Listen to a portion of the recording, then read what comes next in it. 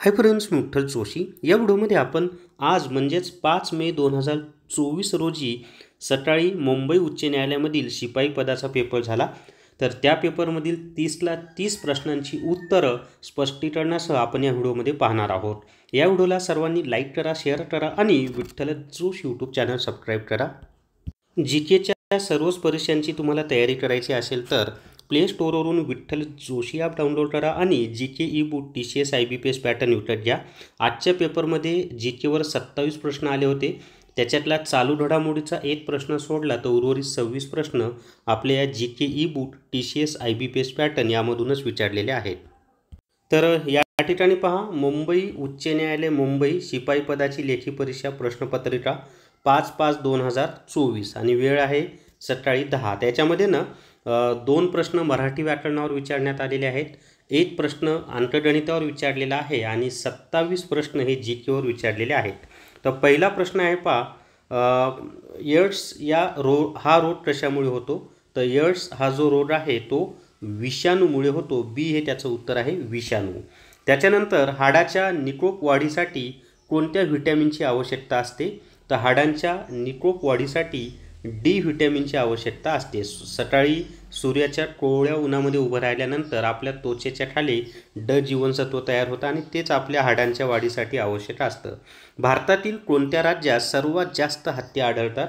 तर दिलेल्या पर्यायापैकीनं कर्नाटक या राज्यामध्ये सर्वात जास्त हत्ती आढळतात. तर भारतातील कर्नाटक या राज्यामध्ये सर्वात जास्त हत्ती आढळतात.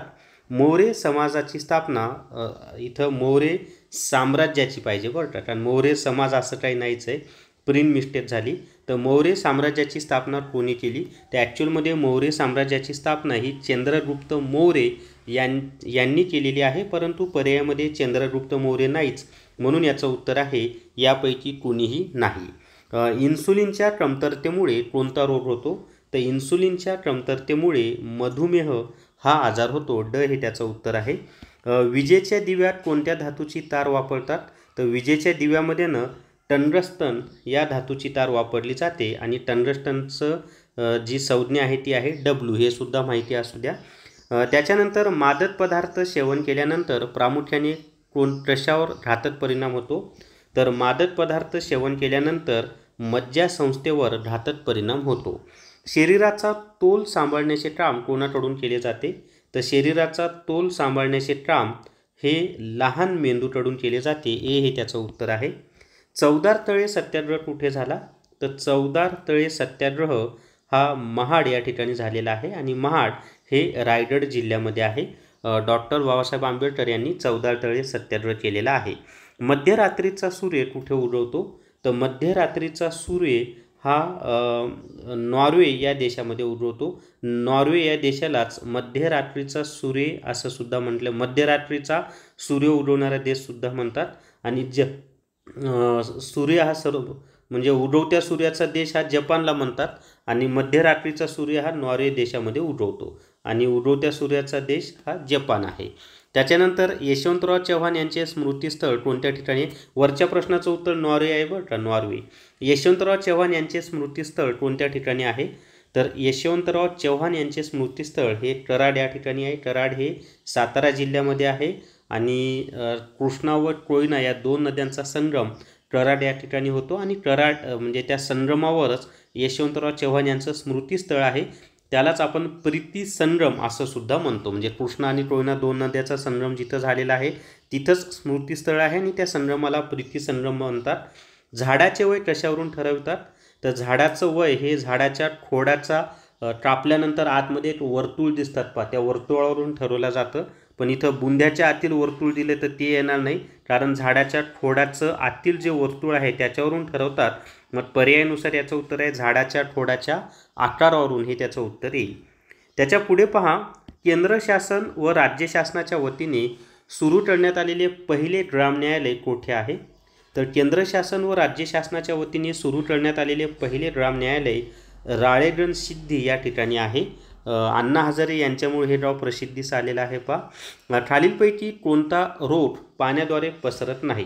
त्याच्यामध्ये हिवताप हा जो रोग आहे ना, हा पाण्याद्वारे पसरत नाही, तो डासाच्या माध्यमातून पसरतो. मग बाकी जे कावीळ, पट्टी, नारू, हे सगळे कशाच्याद्वारे पसरतात तर दूषित पाण्याच्याद्वारे पसरतात. त्याच्या पुढे पहा आता, संसदेमध्ये पुढीलपैकी कोणाचा समावेश होत नाही? तर संसदेमध्ये राष्ट्रपती, राज्यसभा आणि लोकसभा यांचा समावेश होतो, पण सर्वोच्च न्यायालयाचा समावेश होत नाही. तर सी हे त्याचं उत्तर आहे. संसद कोणापासून बनते? राष्ट्रपती, राज्यसभा आणि लोकसभेपासून.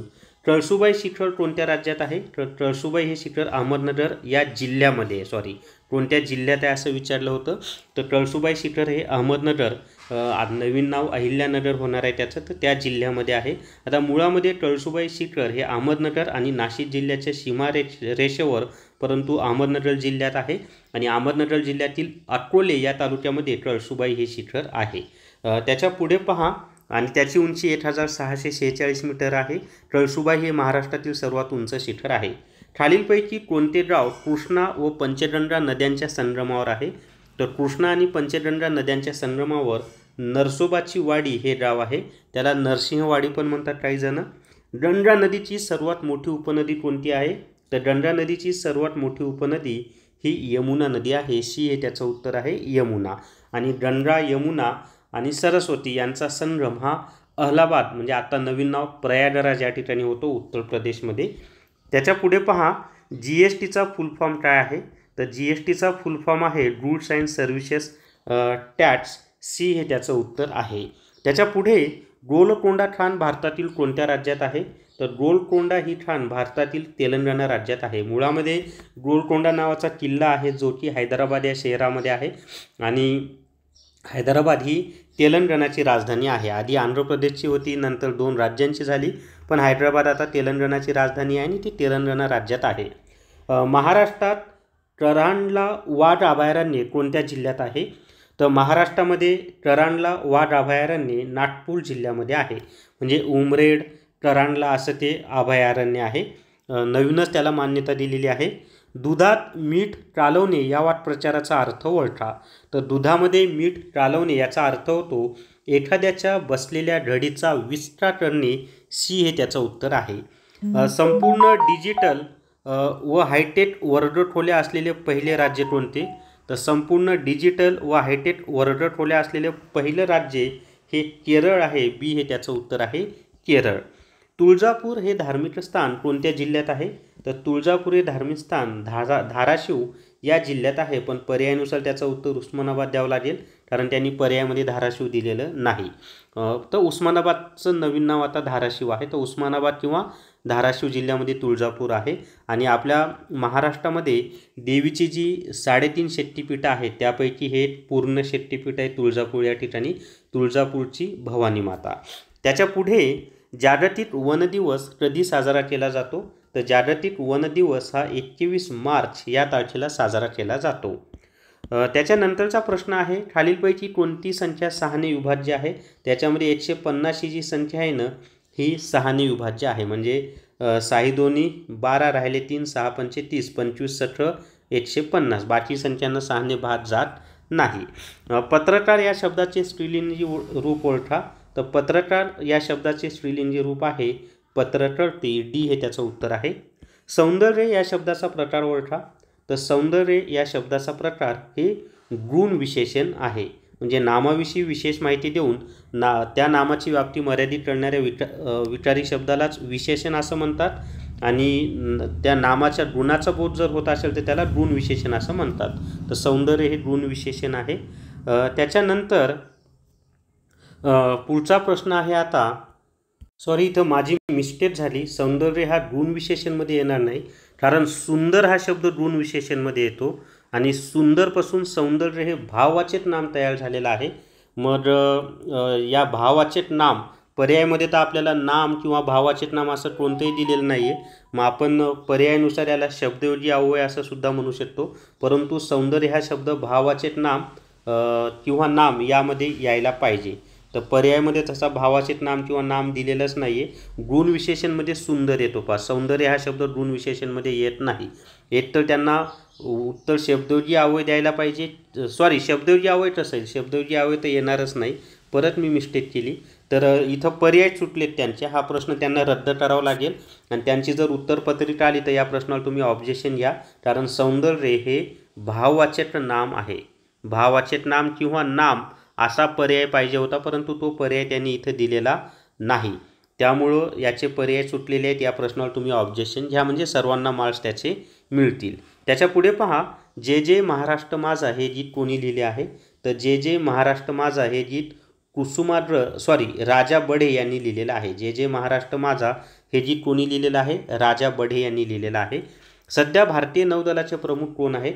तर आत्ताच 26वे भारतीय नौदलाचे प्रमुख हे ॲडमिरल दिनेश के त्रिपाठी, म्हणजे दिनेश कुमार त्रिपाठी हे आहेत.